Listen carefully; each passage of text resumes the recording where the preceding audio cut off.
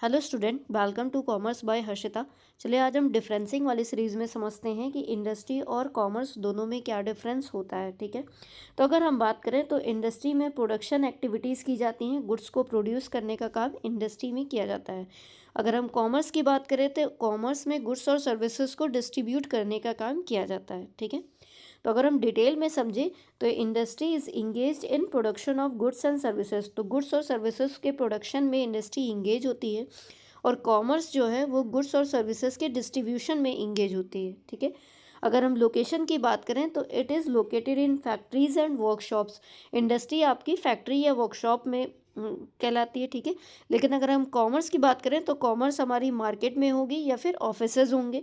ठीक है, कॉमर्स के अगर यूटिलिटी की बात करें तो ये यूटिलिटी को क्रिएट करती है आपकी इंडस्ट्री, क्योंकि यहाँ पे प्रोडक्शन होता है गुड्स या सर्विसेज का। और कॉमर्स की बात करें तो ये प्लेस क्रिएट करती है, टाइम क्रिएट करती है या पोजीशन क्रिएट करती है यूटिलिटी के लिए, क्योंकि कॉमर्स में ये डिसाइड किया जाता है कि हाँ गुड्स को कहाँ पे सोल्ड किया जाएगा, ये सर्विसेज कहाँ पे प्रोवाइड की जाएगी। ठीक है, अगर हम रिसोर्सेज की बात करें तो इंडस्ट्री में मशीन और मैन पावर का यूज़ किया जाता है, क्योंकि गुड्स का प्रोडक्शन करना है तो मशीन की भी ज़रूरत पड़ेगी और एम्प्लॉयज़ की भी ज़रूरत पड़ेगी। ठीक है, मतलब लेबर की भी ज़रूरत पड़ेगी। लेकिन अगर हम कॉमर्स की बात करें तो कॉमर्स के केस में हमें केवल मैन पावर की ज़रूरत होती है, वहाँ हमें मशीनों की ज़रूरत नहीं होती। अगर हम कैपिटल की बात करें तो इंडस्ट्री के केस में ह्यूज कैपिटल रिक्वायरमेंट होती है इंडस्ट्री को स्टार्ट करने के लिए, क्योंकि एक बड़ी जगह चाहिए होती है, बड़ा प्लांट चाहिए होता है, मशीनें फिट करानी होती है। ठीक है, तो ह्यूज कैपिटल रिक्वायरमेंट होती है। लेकिन अगर हम कॉमर्स की बात करें तो कॉमर्स में कंपेरेटिवली लेस कैपिटल रिक्वायर होती है एज़ कम्पेयर टू इंडस्ट्री। अगर हम इंटरडिपेंडेंस की बात करें तो industrial activities are meaningless without commerce.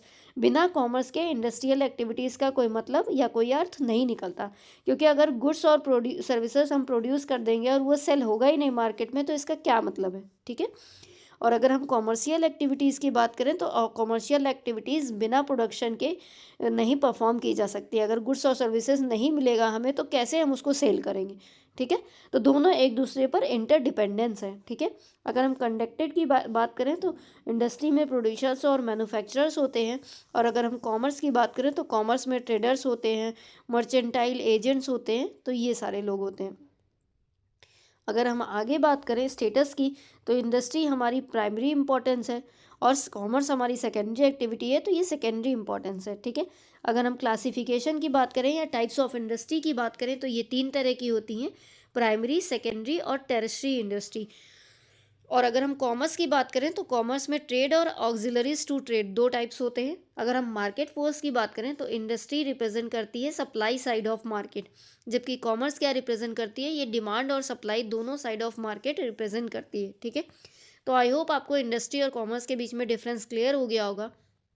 Video अगर पसंद आएगा तो लाइक कर दीजिएगा, चैनल को सब्सक्राइब कर दीजिएगा आगे की और वीडियोज़ देखने के लिए। Thanks for watching.